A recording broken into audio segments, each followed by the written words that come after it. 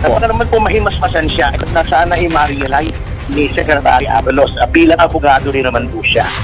Unang-una, sino itong mga taong ito? At napaka-generous naman para magbigay ng pabuya for the arrest of Pastor Kibuloy. Number 2, dapat pong malaman yan for the sake of transparency under the constitutional provision. Pero ito po, ayaw niyang i-disclose. Bakit ayaw niyang i-disclose? Kasi dapat malaman natin ano bang motibo nito mga taong to. Attorney, illegal per se yung ginagawa ngayon ni Secretary Benhur Abalos na pagbibigay ng pabuya na 10 million coming from a private individual. Meron na pong inilabas po na pabuya ang DILG through Secretary Benhur Abalos na 10 million para po sa informasyon kung saan po magiging daan sa pagkaka-aresto nitong si Pastor. Ano po ang masasabi niyo dito muna? Actually po, galing po rin ako sa DILG, Manong Ted, Ma'am Chacha. Noong panahon ni Pangulong Estrada, ako kay ASEC doon. At ang pagkaalam ko po, kapag o-offer po ng pabuya ang ating kapulisan, ito po ay covered ng isang memorandum either from the Chief PNP or some other responsible officer. At ang reward po niyan ay kinukuha sa intelligence funds po either ng OSEC, Office of the Secretary, o ng Chief PNP. Ito po ang kinakataka ko lang po, ayon na rin po sa sariling pag-amin ni Secretary Abalos. Mga pribadong pondo po ito. Hindi pinangalanan ni Abalos kung kanino galing ang pera. Pero mga tao raw ito na dismayado na sa patuloy na pagtatago ni Kibuloy. Sabihin na natin frustrated. Parang tinatapakan ang sistema ng pamahalaan. Ang ibibigay. Ngunit ayaw naman niyang sabihin kung sinong nagbigay ng pondo. Ang questions that arise po, Manong Ted, ay ito. Unang-una, sino itong mga taong ito? At napaka-generous naman para magbigay ng pabuya for the arrest of Pastor Kibuloy. Number 2, dapat pong malaman yan for the sake of transparency under the constitutional provision of access to information on matters of public concern, sapagkat dapat po malaman natin ang motibasyon ng mga taong yan kung bakit parang tinapauna nila yung warrant ni Pastor Kibuloy sa napakalaking pabuya when there are other persons accused of equally grave or even graver offenses na hindi naman ganyan kalaki ang pabuya. Number 3, ano nangyari sa intelligence fund ng ating gobyerno na kailangan mag-rely sa private funds ang ating secretary? Number 4, meron bang nalabag na batas sa pagtanggap ng private donation ng isang public official? Hindi ba by reason of his office kaya ibinigay itong pabuyang ito kahit ito ay hindi siya makikinabang? There are so many things that are wrong doon po sa ganyan na napakalaki galing sa private funding, sapagkat para ka nangyayari sa halip na equal protection po under the Constitution na ang lahat ay tinatrato when equally situated, parang binibigyan ng prioridad itong kay Pastor Kibuloy sa pamamagitan ng pagbibigay ng napakalaking pabuya. So to say the least, attorney, illegal per se yung ginagawa ngayon ni Secretary Benhur Abalos na pagbibigay ng pabuya na 10 million coming from a private individual? I think it is at least questionable po. Lalong-lalo na kung hindi niya sinasabi na kung kanino nanggaling yung pabuya. Kasi alam niyo po, Manong Ted, kami na sa BICC noon, nagbigay din kami ng ganyan, pero hindi ganyan kalaki. At ina-identify namin na yan ay pondo ng DACC sapagkat kami isang anti-crime group na interesado kami sa implementasyon ng crime. Okay. Pero ito po, ayaw niyang i-disclose. Bakit ayaw niyang i-disclose? Kasi dapat malaman natin ano bang motibo nito mga taong to na bakit si Pastor Kibuloy? Alam niyo po, kung titingnan niyo po, Sir Ted, yung mga averaging ng mga pabuya, last May, ang average lang po na na-distribute ng PNP na pabuya among 11 persons ay 1.9 million pesos. Si Bantag po, 3 million lang ang pabuya.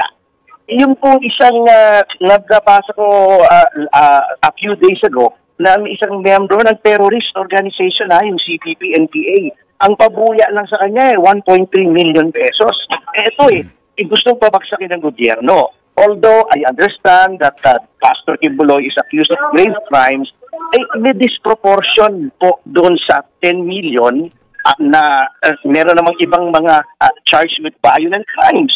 Ito naman po hindi violent crimes na 1,500,000 lamang po yung mga pabuya. So, bakit ganun kalaki at bakit pribado? So, on that point alone po, medyo, sabi ko nga, there is something rotten in the state of Denmark, so to speak. Opo, pero rotten, but is it really an actionable wrong? Meaning, can you file a case against Benhur Abalos for that?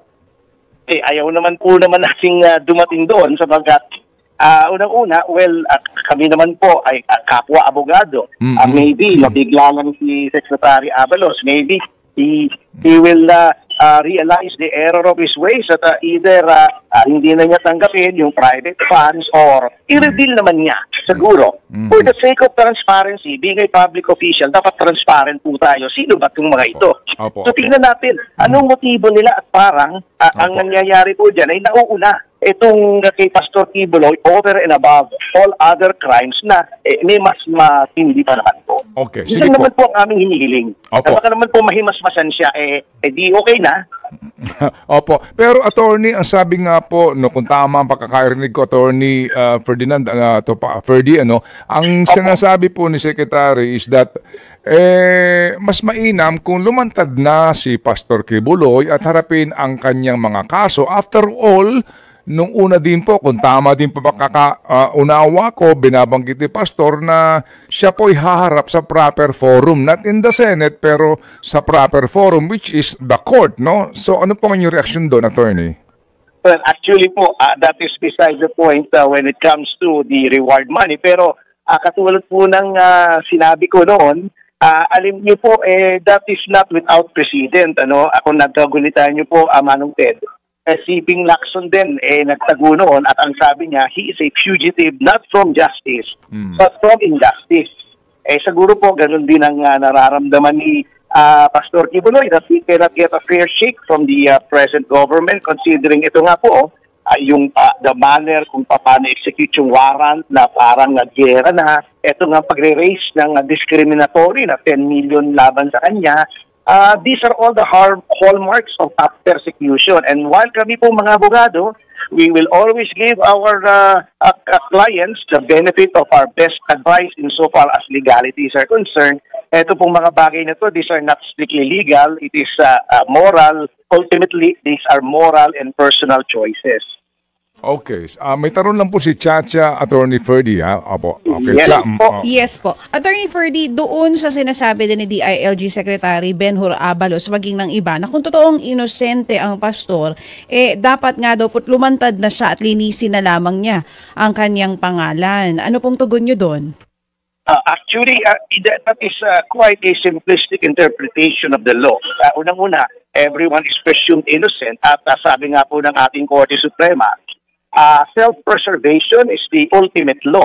Kung sa tingin ng isang tao ay hindi siya makakakuha ng katarungan, kung sa tingin ng isang tao ay may banta sa kanyang buhay, kung sa tingin ng isang tao ay mapapahamak siya, katulad po ng mga aligasyon ni Pastor Kibuloy na there is a hand here ng Estados Unidos na gusto siyang bigyan ng not only rendition but elimination, he has the right to self-preservation. At yan naman pong karapatan yan ay kinikilala rin po sa ating batas. Attorney Ferdy, kanina nabanggit niyo po na matagal niyo nang hindi nakakausap itong si Pastor Apollo Kibuloy at ang makakasagot nga lang kung nandito pa siya sa Pilipinas ay ang Bureau of Immigration. Yun pong mga kasama rin dun sa may 1 million na bounty na mga idinadawit din po dito kay Pastor Apollo Kibuloy. Meron po ba kayong idea kung nasaan po itong mga taong ito? Ay, wala po at ayoko lang po sana ma'am kung iba po ninyo ma'am Chacha na magkomento because they are represented by other councils. Nakakahiya naman po sa abogado kung sasaklawan po natin yung kanilang prerogative na mag-represent yung kanilang kliyente. So iba po ang mga abogado ni Crescente Canada, Pauline Canada, Ingrid Canada at Sylvia Camanes at Jackie. Yes po. Opo. Yes po, Sir Ted. Okay, sige. So, dito ho ba sa paglalabas po ng pabuyang ito, ano po ang inyo pong analysis dito? So, sabihin po naman ng ng kaligtasan ni Pastor. Yun nga po, that is another issue that we want to raise. Sapagkat alam niyo po, di ba, sabi nga ng Supreme Court natin, ayaw nila nung red tagging sapagkat nalalagay sa panganib yung mga ibang tao na contrary to the presumption of innocence. Pag magbibigay ka ng ganyang kalaking pabuya sa isang tao na hindi naman violent yung mga crimes na charge sa kanya, you give the impression not only that he is a guilty person, ngunit na siya ay prioridad, na target siya ng gobyerno na napakalaki ng pabuya. So people might be encouraged to take the law into their own hands para makakolekta ng pabuya. So isa pa pong objection namin na sana i-realize ni Secretary Abalos. Bilang abogado rin naman po siya.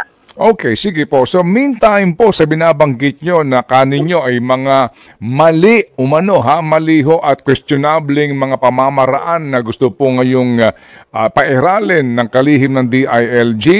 Kayo po on your own, wala kayong balak na gawing usaping legal dito? Hindi kayo magkukusa dito na dumulog sa anuman pong forum o hukuman to question this? Hindi na po muna siguro, Manong Ted. We always give the government the benefit of the doubt. Katulad ng ginawa po namin nung kay Congressman Teves na tinubukan po namin at pagkamat ginagawa rin ng closed door yung hearing. We tried to have himself heard through Zoom or by counsel man lamang. We gave them all the opportunities pero nung talagang last resort na lang po, that's when we had to go to court. So we are appealing to Secretary Abalos. Ipangalanan niya at pag malaman po natin kung anong motibo at malaman namin kung talagang actionable yung ginagawa nila o baka naman in good faith. Hindi po natin alam So it may be too early to make a decision po, Manong.